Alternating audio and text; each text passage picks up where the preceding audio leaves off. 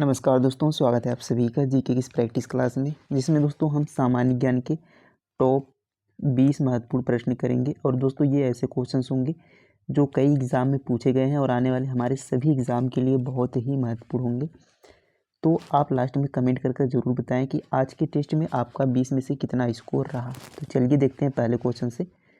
पहला क्वेश्चन है कि महात्मा गांधी का जन्म किस वर्ष में हुआ था। बताएंगे इसका आंसर सभी लोग कि महात्मा गांधी का जन्म किस वर्ष हुआ था।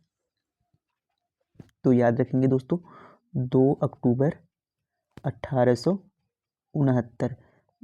2 अक्टूबर 1869 को महात्मा गांधी का जन्म हुआ था। कहाँ पर हुआ था? पोरबंदर गुजरात में।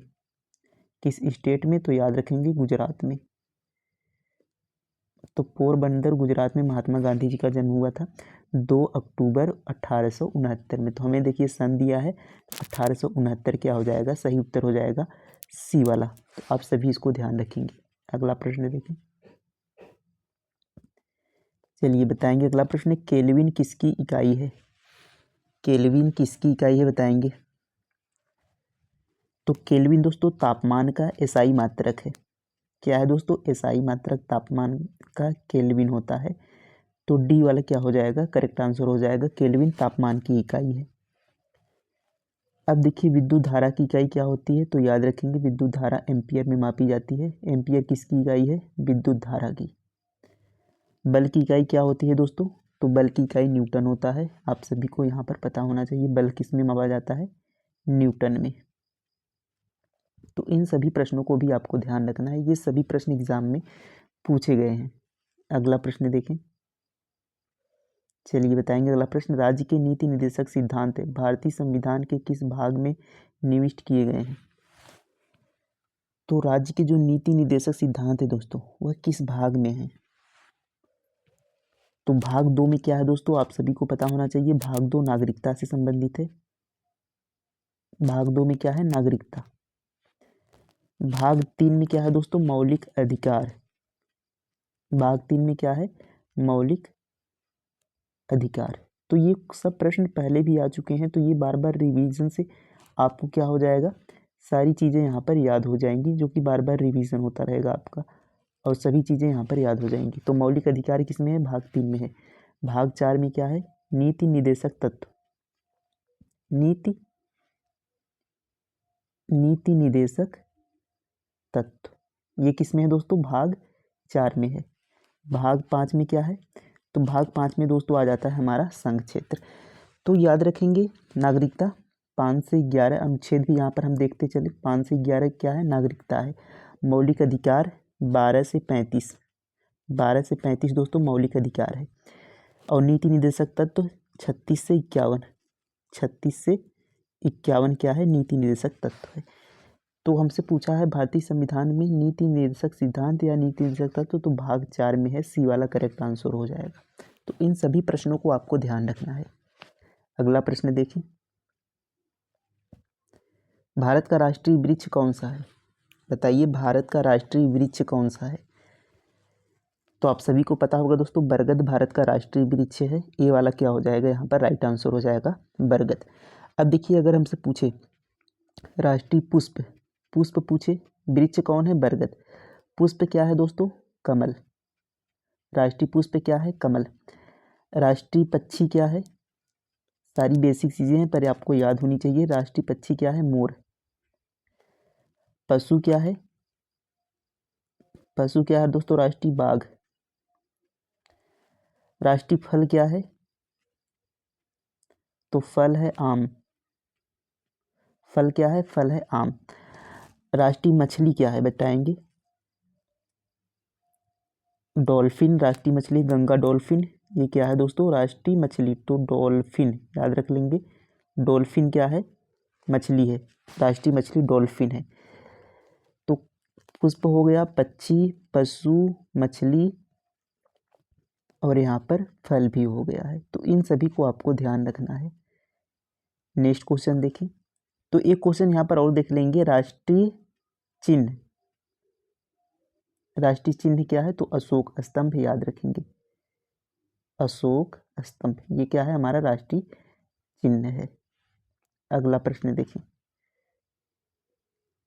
बताएंगे किस मुगल शासन यहाँ पर नहीं होगा, किस मुगल शासक ने आलमगीर की उपाधि धारण की थी। तो किस मुगल शासक ने आलमगीर की उपाधि धारण की थी, तो सही उत्तर हो जाएगा दोस्तों औरंगजेब ने आलमगीर की उपाधि धारण की थी। डी वाला क्या हो जाएगा, करेक्ट आंसर हो जाएगा। अगला प्रश्न देखिए, प्रसिद्ध अरबी विद्वान इब्न बतूता किसके शासन में भारत आया था। तो इब्न बतूता किसके शासनकाल में भारत आया था। तो इब्न बतूता दोस्तों मोहम्मद बिन तुगलक के शासनकाल में भारत आया था। सी वाला क्या हो जाएगा, करेक्ट आंसर हो जाएगा। हर्षवर्धन के दरबारी कवि का नाम था, बताएंगे। अगला प्रश्न है, हर्षवर्धन के दरबारी कवि का नाम क्या था। तो बाणभट्ट दोस्तों हर्षवर्धन के दरबारी कवि थे। ए वाला क्या हो जाएगा, करेक्ट आंसर हो जाएगा बाणभट्ट। देखिए नेक्स्ट क्वेश्चन है, राज्यसभा के कितने सदस्य राष्ट्रपति द्वारा मनोनीत किए जा सकते हैं। तो राष्ट्रपति द्वारा राज्यसभा में कितने सदस्य मनोनीत किए जाते हैं। तो डी करेक्ट आंसर होगा दोस्तों 12 सदस्य राष्ट्रपति द्वारा राज्यसभा में मनोनीत किए जाते हैं। देखिए अगला प्रश्न है, लोकसभा की अध्यक्षता कौन करता है, बताएंगे। लोकसभा में अध्यक्षता कौन करता है लोकसभा की। तो याद रखेंगे दोस्तों लोकसभा अध्यक्ष या लोकसभा स्पीकर इसकी अध्यक्षता करते हैं। तो बी करेक्ट आंसर हो जाएगा। ईडन गार्डन स्टेडियम कहाँ स्थित है, बताएंगे। ईडन गार्डन स्टेडियम कहाँ स्थित है। ईडन गार्डन स्टेडियम स्थित दोस्तों कोलकाता में स्थित है। सी वाला करेक्ट आंसर हो जाएगा। नरेंद्र मोदी स्टेडियम कहाँ है, गुजरात में है। इसको भी आप याद रखेंगे, अहमदाबाद में। तो ईडन गार्डन कहाँ है, कोलकाता में। नेक्स्ट क्वेश्चन देखिए, नीली क्रांति किससे संबंधित है, बताइए। नीली क्रांति किससे संबंधित है। तो नीली क्रांति दोस्तों मछली उत्पादन से संबंधित है। ए वाला करेक्ट आंसर हो जाएगा, मछली उत्पादन से संबंधित है नीली क्रांति। तिलहन दोस्तों पीली क्रांति है। तिलहन क्या है, पीली क्रांति। दुग्ध उत्पादन श्वेत क्रांति।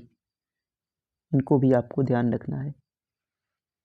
देखिए नेक्स्ट क्वेश्चन है, हमारे संविधान का अनुच्छेद 14 किससे संबंधित है, बताएंगे। संविधान का जो अनुच्छेद 14 है किससे संबंधित है। तो कानून के समक्ष समता दोस्तों, यानी विधि के समक्ष सब समान है, कानून के प्रति सब समान है, ये हमारा अनुच्छेद 14 में है। ये वाला करेक्ट आंसर हो जाएगा। धार्मिक स्वतंत्रता दोस्तों अनुच्छेद 25 में धार्मिक स्वतंत्रता है।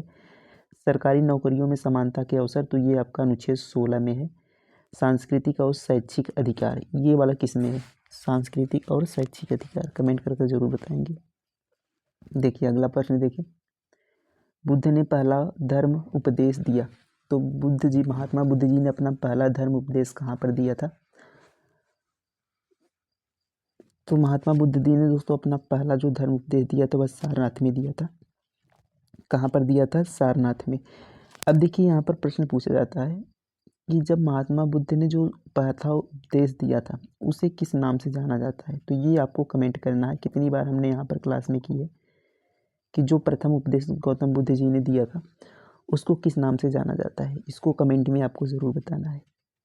नेक्स्ट क्वेश्चन देखिए, चार मीनार कहाँ स्थित है, बताएंगे। चार मीनार कहाँ स्थित है।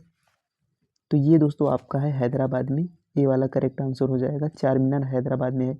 जयपुर में हवा महल है, याद रखेंगे।